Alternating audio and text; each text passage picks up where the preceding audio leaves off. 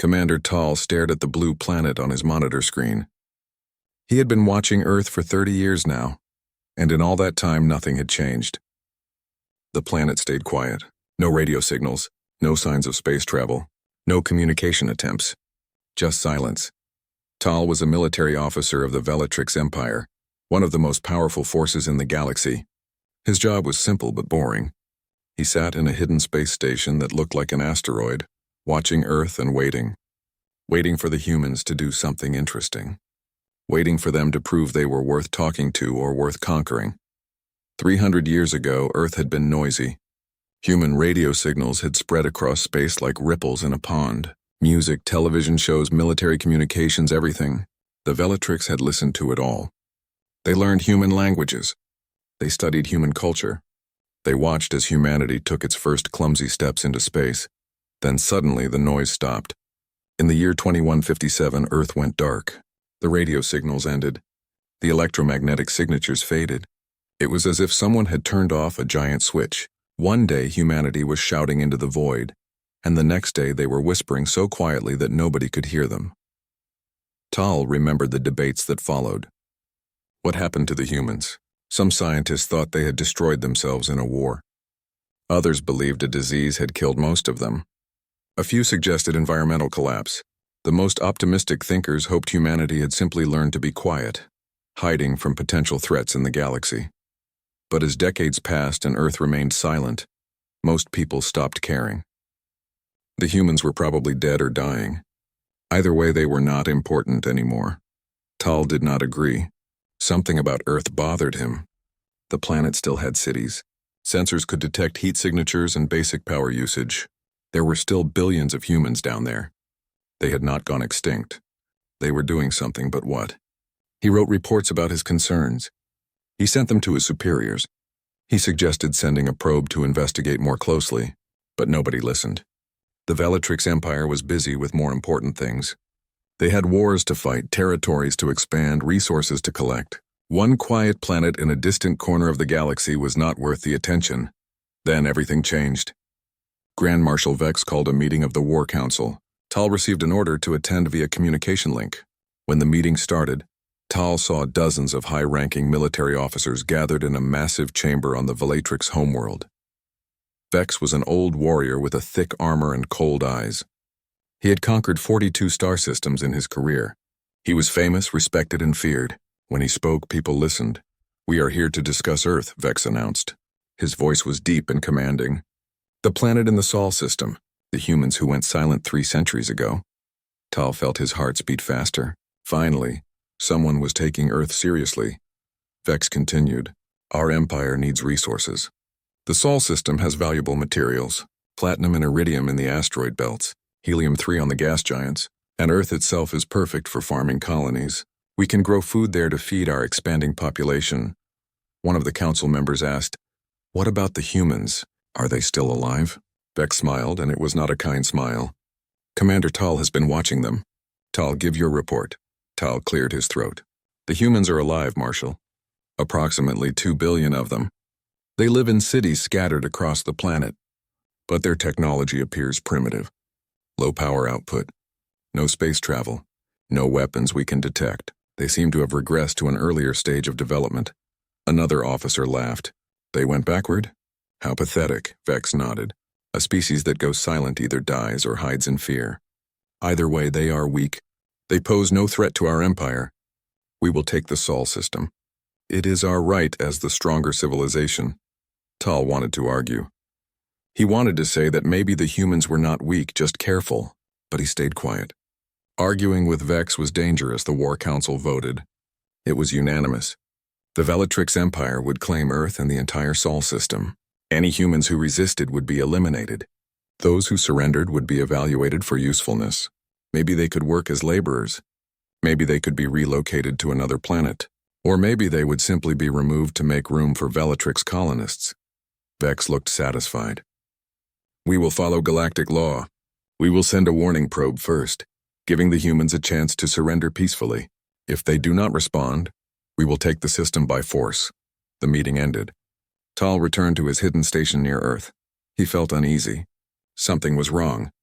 He could not explain it, but his instincts told him this was a mistake. 2 weeks later, the warning probe arrived. It was a standard diplomatic vessel, carrying a message in 3,000 different languages. The message was simple and clear. This is the Bellatrix Empire. We claim this star system as our territory. You have 1 planetary rotation to respond and surrender. If you do not respond, we will take the system by force. Resistance is futile. The probe entered Earth's orbit. It began broadcasting the message on every frequency. Radio waves, light signals, quantum pulses, everything. It was impossible to miss. Tal watched his sensors carefully. Would the humans respond? Would they try to communicate? Would they attack the probe? Would they panic? For 23 hours, nothing happened. Earth remained silent. The probe continued broadcasting. Tal started to think maybe the humans really were primitive now. Maybe they did not have the technology to detect the probe. Maybe they were too scared to respond. Then, with 1 hour left before the deadline, something happened. The probe vanished. Tal blinked at his monitor. He checked the sensors again. He ran diagnostics on his equipment. Everything was working fine. But the probe was gone. Not destroyed, not damaged, just gone. 1 second it was there, broadcasting its message. The next second it was not there at all. No explosion. No debris field. No energy signature, nothing. The probe had simply stopped existing. Tal immediately sent a report to Vex. Marshal, the warning probe has disappeared. I have no data on what happened to it. 1 moment it was in Earth orbit, the next moment it was gone. Vex's response came quickly. Cloaking technology? Or a weapon? Tal reviewed the data again. I cannot tell, Marshal. I detected no weapons fire. No energy buildup. No signs of an attack. The probe just vanished. There was a long pause. Then Vex said, perhaps the humans are hiding in their caves hoping we will go away. Or perhaps they destroyed the probe with some primitive explosive we did not detect. Either way, it does not matter. They have not surrendered. We gave them a chance. Now we will take what we want. Tal felt a chill run through his body. Marshal, perhaps we should send another probe. Perhaps we should study them more before we attack. We do not understand what happened to the first probe. Your caution is noted, Commander, Vex said coldly. But we are not afraid of primitives. The fleet assembles now. We will show these humans what happens when they ignore the Bellatrix Empire. The communication ended. Tal sat alone in his hidden station, staring at Earth. The planet looked peaceful from space. Blue oceans, white clouds, green and brown continents. It looked harmless. But somewhere down there, humans had made a Bellatrix probe disappear without a trace. And Tal could not shake the feeling that his empire was about to make a terrible, terrible mistake. 300 warships emerged from faster-than-light travel at the edge of the Sol system. They were massive vessels of war, each one capable of destroying cities from orbit. The fleet included dreadnoughts, carriers, destroyers, and support craft. It was the largest invasion force the Bellatrix Empire had assembled in 50 years. Grand Marshal Vex stood on the bridge of his flagship, the Eternal Dominion. Around him, officers worked at glowing control panels. Holographic displays showed the entire fleet formation. Everything was proceeding according to plan. Begin the advance, Vex ordered. Standard invasion protocol. Sweep the system for any defensive installations. Prepare orbital bombardment platforms. Ground forces stand ready. The fleet moved forward like a steel tide. They passed the outer planets, scanning everything. They found nothing. No defensive satellites. No hidden bases. No patrol ships. The Sol system appeared completely undefended. Vex felt satisfaction wash over him. The humans had learned nothing in 300 years. They were still primitive, still helpless. This would be the easiest conquest of his career. The fleet entered the inner solar system. Earth grew larger on the viewing screens. Vex could see the continents, the oceans, the clouds. It was a beautiful planet. It would make an excellent colony world once the human problem was solved. His intelligence officer approached. Marshal, we have completed our scans of Earth. The results are strange. Explain, Vex demanded. The officer brought up images on the holographic display. The cities are there, but they show minimal power output. Very low electromagnetic signatures. The population appears to be concentrated in old urban areas, but there are no modern power grids, no advanced technology that we can detect. It is as if they have regressed to a pre-industrial state. Another officer added, we estimate about 2 billion humans on the planet. They appear to have no orbital defenses, no space-based weapons, no military installations we can identify. Vex nodded. They destroyed themselves somehow and fell backward in technology. This is better than we expected. They cannot fight back. Shall we demand their surrender again? Someone asked. Vex shook his head. No more talking. We gave them a chance and they destroyed our probe. Now we demonstrate power. We show them what happens when they defy the Velatrix Empire. Then they will beg to surrender. He turned to his weapons officer. Select the largest population center. Prepare a kinetic strike. 1 tungsten rod, maximum impact. Destroy the city center. Show them we are serious. The weapons officer worked at his console. Target selected, Marshal. The city designated as Sol. Population approximately 10 million. Kinetic rod prepared for launch. Fire, Vex commanded. A bay door opened on the underside of the Eternal Dominion. A long metal rod launched toward Earth. It was 20 meters long and weighed 50 tons. It would hit the atmosphere at incredible speed, generating enormous heat and energy. When it struck the ground, it would release power equal to a nuclear weapon. The city of Sol would be erased from existence. The rod fell toward Earth, picking up speed. It began to glow from atmospheric friction.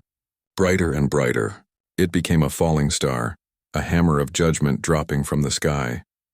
300 kilometers below the surface of Sol, Captain Yuna sat in a command center. Banks of monitors surrounded her. Dozens of technicians worked at stations. The room hummed with quiet efficiency. Kinetic projectile detected, her weapons officer reported. His voice was calm, professional. Impact in 30 seconds. Targeting computers locked. Intercept solution calculated. Yuna studied the trajectory on her screen. The tungsten rod was exactly where her team had predicted it would be. The Velatrix were following standard invasion tactics, just as Earth's military analysts had expected them to. Status of defense grid? Yuna asked. All systems operational. Power at full capacity. No malfunctions, Yuna nodded. Engage defensive measures. Destroy the projectile. Then show them what happens when you attack Earth. Yes, Captain. Engaging now. 2,000 meters above Sol, the tungsten rod was seconds from impact. People in the streets below could see it, a bright streak in the sky getting larger and larger. Then it simply ceased to exist. The rod disintegrated into its component atoms, not from an explosion, not from melting.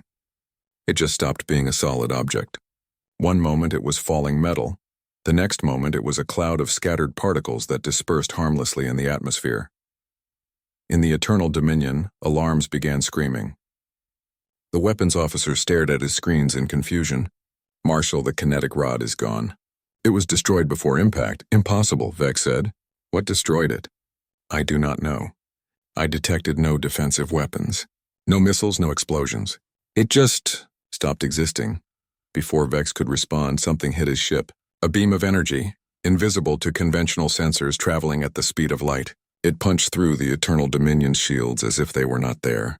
It burned through the hull, through internal compartments, through the reactor core, and out the other side. The massive dreadnought shuddered. Power systems failed. The lights went out. Emergency alarms wailed. Vex grabbed a console to keep from falling as the deck tilted beneath his feet. Report, he shouted. Hull breach on 17 decks. Reactor core damaged. We are venting atmosphere. Casualties estimated in the thousands. What hit us? Unknown, Marshal. I detected no incoming fire until impact. All across the fleet, more beams lanced out from Earth. They struck with perfect precision. Shields that could stop plasma fire and nuclear weapons offered no protection. Ship after ship was hit. Some died immediately, reactors exploding. Others went dark. Hulls breached. Crews dying in vacuum. On Earth's surface, hidden installations powered up. What had looked like primitive cities were actually camouflaged fortresses. The dim power signatures that Velatrix sensors had detected were masking fusion reactors and antimatter cores.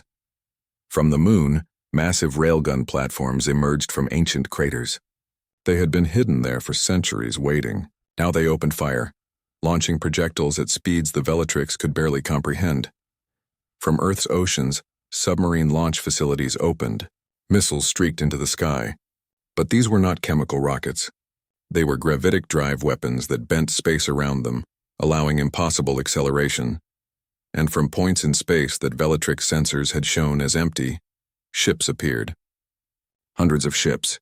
They had been there all along. cloaked by technology the aliens had never encountered. Now they decloaked and joined the battle. Lieutenant Daehyun piloted one of these ships, a fighter barely 15 meters long. It was sleek, angular, built for speed and killing. In the cockpit, holographic displays surrounded him. His hands moved across controls that responded to both touch and thought. "Wolf Squadron, this is Wolf Leader," he transmitted to his team. "Weapons free. Target the carrier vessels first. Do not let them launch their ground forces." His fighter accelerated to speeds that would have crushed a human body, if not for the gravitational compensation fields built into the hull. He dove toward a Velatrix carrier, a massive ship carrying 50,000 troops meant to invade Earth.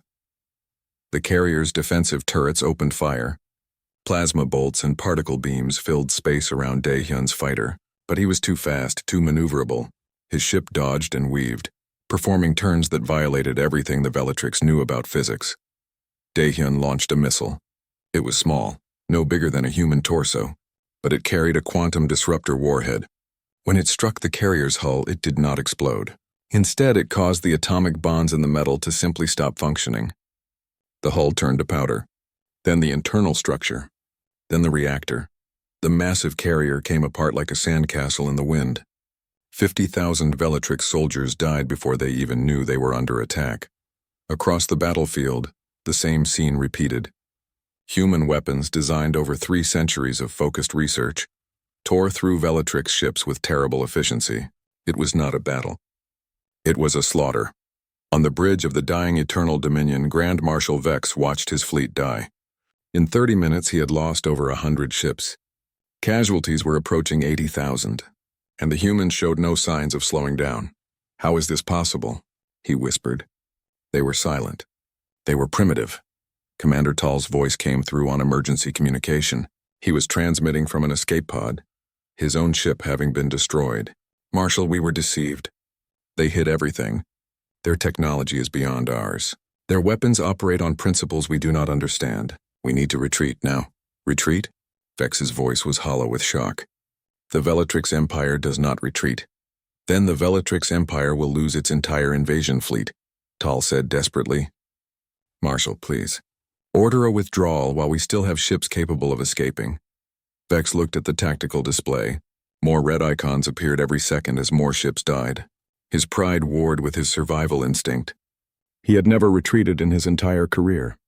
He had never lost a battle, but he was losing this one. Badly. "All ships," he transmitted, his voice bitter with shame. "Fall back to the outer system. Emergency retreat. Move now." The surviving Velatrix vessels turned and ran. The year was 2157. Dr. Jiwon stood in a laboratory deep beneath Seoul, staring at data that would change humanity's future forever.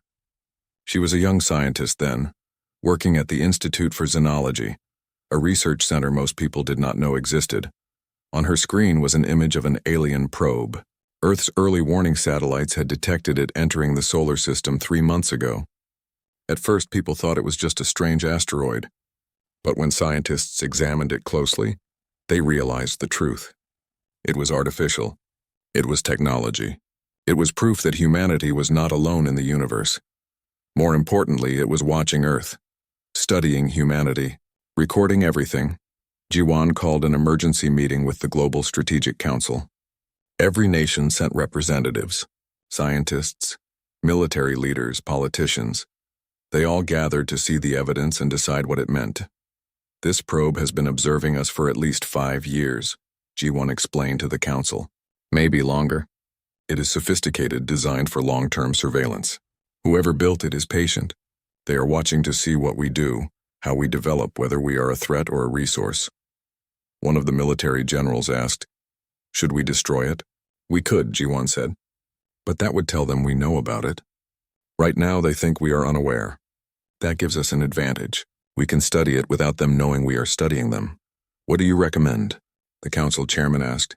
Jiwon took a deep breath. "We need to make a decision right now. We can either try to communicate with whoever sent this probe, announce ourselves to the galaxy and hope they are friendly, or we can go silent. Make them think we are not worth their attention and use the time to prepare for contact on our terms." The debates lasted 3 years. Scientists wanted to communicate, to learn, to join a galactic community. Military leaders wanted to prepare for war. Economists worried about alien trade destroying Earth's markets. Philosophers argued about humanity's place in the universe. They studied the probe carefully, learning everything they could without alerting its creators. They intercepted its transmissions and decoded them.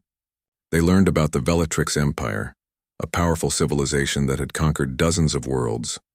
They learned about the Galactic Community, a loose collection of species that followed one simple rule: the strong dominated the weak.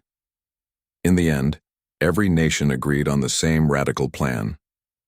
Humanity would go silent. They would hide their true capabilities. They would make the aliens think Earth had collapsed or regressed. And while the galaxy thought humans were dead or dying, Earth would prepare. They would build weapons. They would develop technology. They would ensure that when contact finally came, humanity would be ready. Colonel Minho led the military side of the plan. He was a strategic thinker, someone who understood that winning a war often meant preparing for it decades before it started. He stood before a room full of military officers from every nation and explained the strategy. "We are going to play dead," Minho said. "We will shut down all broadcasts. No more radio signals. No more television transmissions. No more satellite communications that can be detected from space. We will shield our cities with electromagnetic dampening fields. From orbit, we will look like we fell back to primitive technology." One officer raised his hand. "But what if the aliens do not believe it? What if they investigate more closely? Then we make it convincing," Minho replied. "We move everything important underground or underwater. Our military bases, our research facilities, our factories, all of it goes beneath the surface where sensors cannot easily detect it. We leave the surface cities intact but reduce their power output to minimal levels. We make it look like a civilization that collapsed and is barely surviving."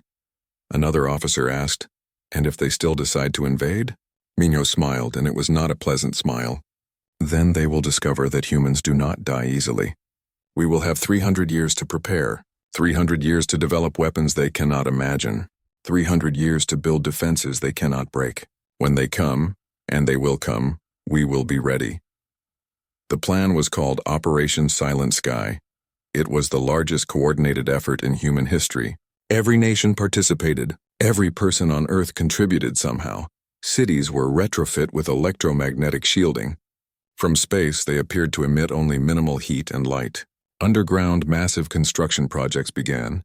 Beneath mountains, under oceans, inside asteroid bases, humanity built its true civilization. Factories that could produce advanced materials. Research centers that pushed the boundaries of physics. Military installations that would make an invader regret ever finding Earth. Dr. He Jin joined the project in 2189. She was an engineer specializing in quantum mechanics and gravitational theory. She worked in a facility beneath the Mojave Desert, one of hundreds of secret research centers scattered across the planet. "Welcome to the Deep Laboratory," her supervisor said on her first day. "What we do here is simple. We invent the future. We take theoretical physics and turn it into working technology. We assume that aliens have faster-than-light travel, energy shields, and powerful weapons. Our job is to match them and then surpass them." Hyejin spent decades there. She watched as humanity solved problem after problem. Fusion power became practical and efficient. Antimatter could be safely contained and used as fuel. Gravitational fields could be manipulated, allowing ships to move without conventional thrust. Quantum entanglement enabled instant communication across any distance. And the weapons. Humanity developed weapons that could unmake matter at the atomic level.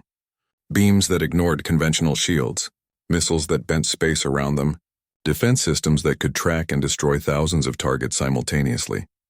"We are not trying to match alien technology," Hyejin told her students years later, when she had become a senior researcher. "We assume they have had interstellar travel for thousands of years. That gives them an advantage in experience, but it also makes them complacent. They stopped innovating because they no longer needed to. We are desperate. We are paranoid. We are 300 years of focused innovation driven by one single goal: survive first contact." Above ground, life continued in a carefully controlled way. People lived in cities that appeared primitive from space. They used ground transportation instead of aircraft. They communicated through fiber optic networks instead of satellite transmissions. Power came from underground fusion reactors, but the surface showed only minimal electrical signatures. Anyone watching from space would see a civilization in decline. Billions of people but using old technology, cities that barely glowed at night. No space program. No expansion beyond the planet. Just a dying species not worth the effort to conquer. Beneath the surface, the truth was very different. Humanity was building the most advanced military force in the galaxy. Every man and woman received basic defense training. Children grew up learning physics and engineering alongside reading and mathematics. The entire planet was preparing for war. Admiral Suji took command of Earth's defense fleet in 2441. She was born in an era when the alien threat was not theoretical, but expected. She had trained her entire life for the coming war. Now, at age 50, she was responsible for defending humanity. Her flagship, the Indomitable, was built in secret shipyards in the asteroid belt. It was enormous, heavily armed, and equipped with technology that would have seemed like magic to the humans of the 21st century. Around her ship, 2,000 other vessels waited, destroyers, carriers, frigates, and experimental craft that defied traditional classification. "The Velatrix will come," she told her captains during a planning meeting. "Our intelligence shows their empire is expanding. They are running out of easily accessible resources. They will eventually look at our solar system and see exactly what it offers: rare minerals, energy resources, and a habitable planet. They will not ask nicely. They will take by force." "When do you think they will attack?" one captain asked. Suji checked the latest intelligence reports. "Soon, perhaps within a decade. We have watched their empire carefully. They are arrogant. They believe themselves superior to every species they encounter. They will look at our silence and think we are weak. They will not realize we have been preparing for this exact moment." She pulled up a tactical display showing the solar system. "When they come, we will let them enter the inner system. We will let them think they have won. We will let them get close to Earth where our defensive networks are strongest. Then we will spring the trap. We will hit them with everything we have built over 3 centuries. We will teach them that silence is not weakness. Sometimes it is the sound of preparation." The captains nodded. They understood. This was not about conquest or expansion. This was about survival. This was about proving that humanity would not be prey for a stronger species. This was about sending a message to the entire galaxy. Earth is defended, and humans do not surrender.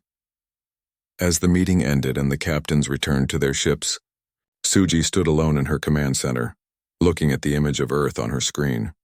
The planet looked peaceful, beautiful, fragile. But beneath that fragile surface was a core of pure steel. Humanity had spent 300 years sharpening that steel into a weapon. Soon, very soon, the galaxy would see it. The Velatrix fleet ran, but they could not run fast enough.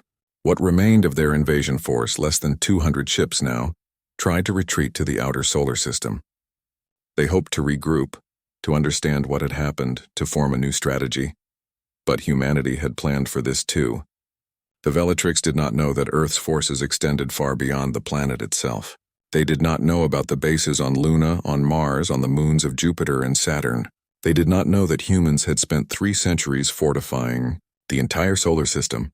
The retreating aliens were running into a trap, Lieutenant.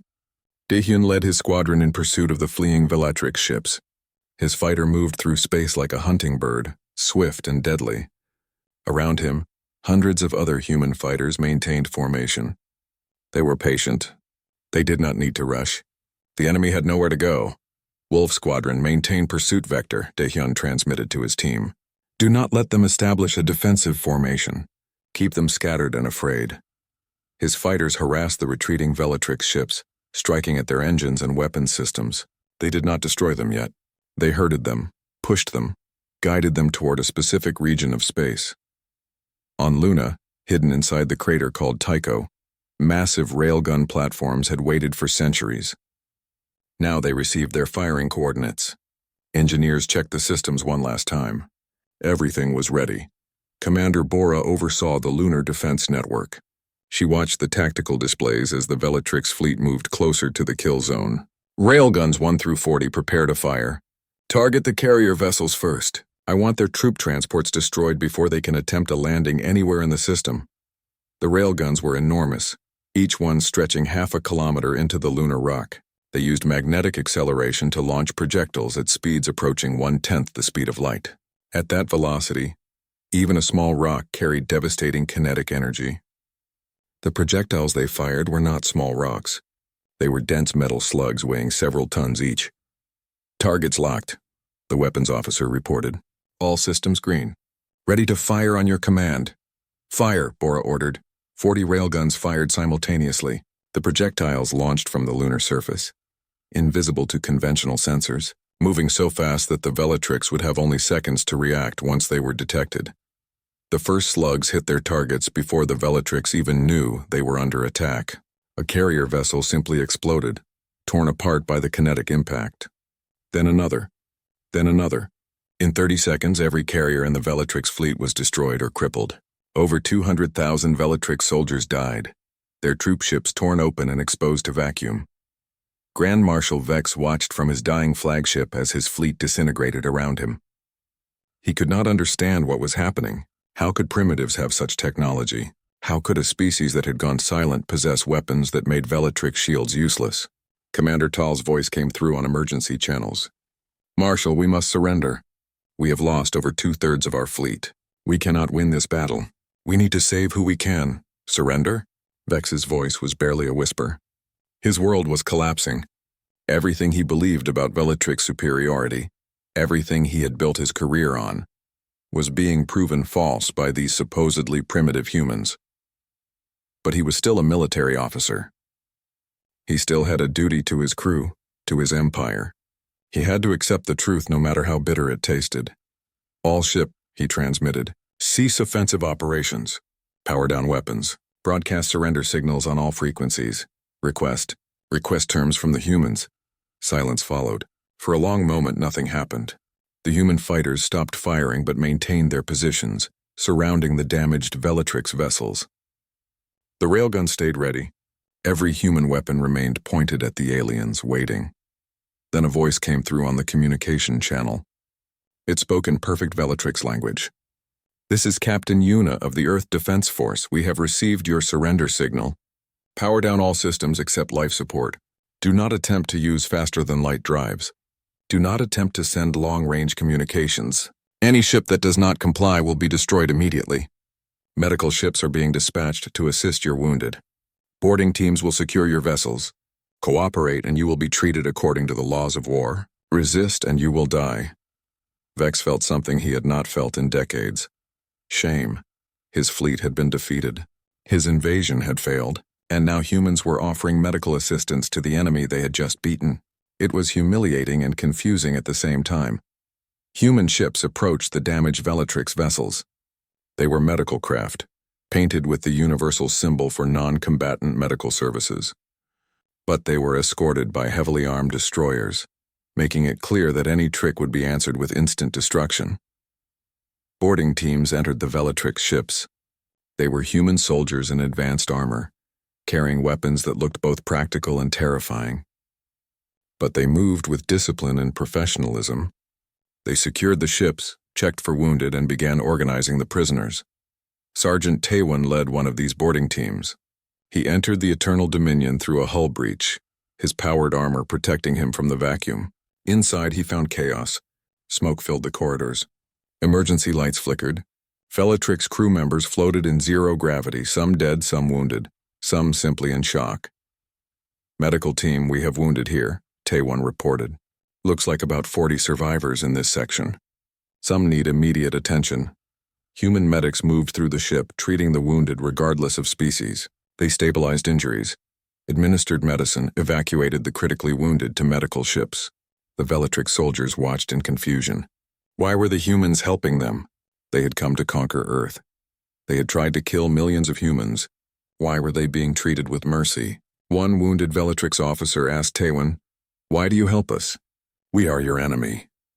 Taewon looked at the alien through his helmet visor. "You are a defeated enemy. The war is over. Now you are prisoners, and prisoners have rights. That is how we do things." The Velatrix officers seemed to struggle with this concept. In their empire, defeated enemies were either enslaved or eliminated. Mercy was seen as weakness. But these humans had just destroyed a Velatrix invasion fleet, and now they were providing medical care to the survivors. It made no sense according to Velatrix philosophy.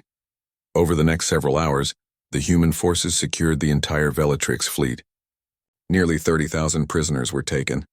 The dead were respectfully collected and prepared for return to their families. The damaged ships were towed to holding positions where they could be safely guarded. Admiral Suji contacted Grand Marshal Vex directly.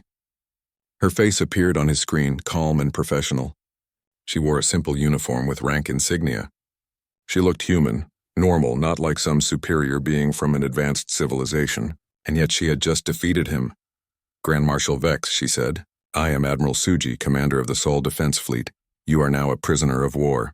Your crew will be treated with respect according to the rules of warfare as humanity understands them. You will have access to medical care, food, shelter, and legal representation. You will not be tortured or abused. Is this clear? Vex nodded slowly. Why did we lose? He asked. Your planet was silent. Our intelligence said you were primitive. How do you have such technology? Suji smiled slightly. You assumed silence meant weakness. You thought we had regressed or destroyed ourselves. The truth is simpler. We knew you were watching. We knew you would come eventually. So we prepared. We spent 300 years building weapons, training soldiers, and waiting for species like yours to make the mistake of attacking us. 300 years? Vex was stunned. You planned this for 3 centuries? Yes, we are patient when we need to be. We observed you observing us. We learned your language, studied your tactics, analyzed your technology. We knew exactly what you would do because your empire has done it 42 times before. You follow patterns. We exploited those patterns. Vex felt the weight of his failure crushing down on him. What will you do with us? In time you will be returned to your empire with a message, Suji said. You will tell them what happened here. You will explain that Earth is defended, and that humanity will not tolerate aggression. You will carry this warning. Leave us alone and we will leave you alone. Attack us and we will respond with overwhelming force. My empire will not accept this, Vex said. We do not surrender territory we have claimed. You never successfully claimed this territory, Suji pointed out. You tried to take it by force and failed. Now you have a choice. Accept that Earth is sovereign and beyond your reach, or send more fleets and lose them too. We are happy to keep destroying your ships until your empire understands the message. The communication ended. Vex sat in his restraints, a prisoner on his own flagship, and realized that the galaxy had just changed forever. A new power had emerged, one that did not ask for permission to exist. Humanity had announced itself to the universe in the only language that truly mattered: strength, and the Velatrix Empire, for the first time in its long history, had been defeated by a species it had thought was weak. The Velatrix prisoners were held on Earth for 6 months while negotiations took place. They were housed in facilities that looked more like university dormitories than prison camps. They had comfortable beds, good food, and access to medical care. Human guards treated them with professional courtesy. It was all very confusing to the Velatrix, who expected harsh treatment and brutal conditions. Dr. Jiwan, now the director of Xenology and Earth's chief expert on alien cultures, met regularly with the prisoners. She interviewed them, learned about their society, and helped them understand humanity. She wanted them to carry the right message back to their empire. One day, she gathered the senior Velatrix officers in a meeting room. Commander Tall was there, along with Grand Marshal Vex and several other high-ranking prisoners. They sat around a table, wearing simple clothing provided by their human captors. On one wall, a large screen showed Earth from orbit. I want to explain something to you, Jiwan began. I want you to understand why Earth went silent 300 years ago. Why we hid ourselves. Why we let you think we were weak. Vex looked at her with tired eyes. 6 months of captivity had broken his pride. We assumed you were primitive or dying. We were wrong. You were not entirely wrong, Jiwan said. 300 years ago, we were primitive compared to you. We had just developed basic spaceflight. We had nuclear weapons, but no faster than light travel. If you had invaded, then we would have lost. We would have been conquered or destroyed. She brought up images on the screen, historical records showing the probe that first entered the solar system. But we detected your probe. We realized we were being watched, and we had to make a choice. Do we announce ourselves, try to communicate, and hope you were friendly? Or do we hide and prepare for the worst? You chose to hide, Tal said. We chose to survive, Jiwan corrected. We studied your empire. We intercepted your communications. We learned about the 42 systems you had conquered. We saw the pattern. Your empire operates on domination. The strong take from the weak.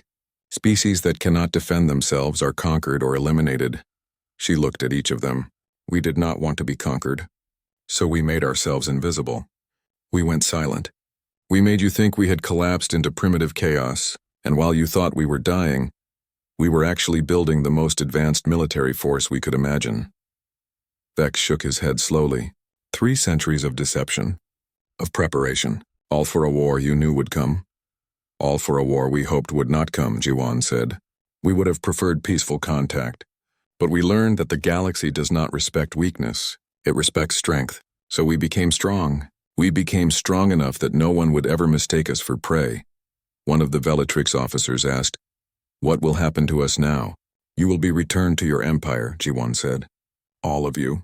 We will repair your ships enough for safe travel. We will give you supplies and medical support, and you will carry a message to your government." She pulled up a document on the screen. "This is a treaty we have prepared. It states that Earth and the Sol system are sovereign human territory. It requires the Velatrix Empire to withdraw from the systems you have occupied within 50 light-years of Earth.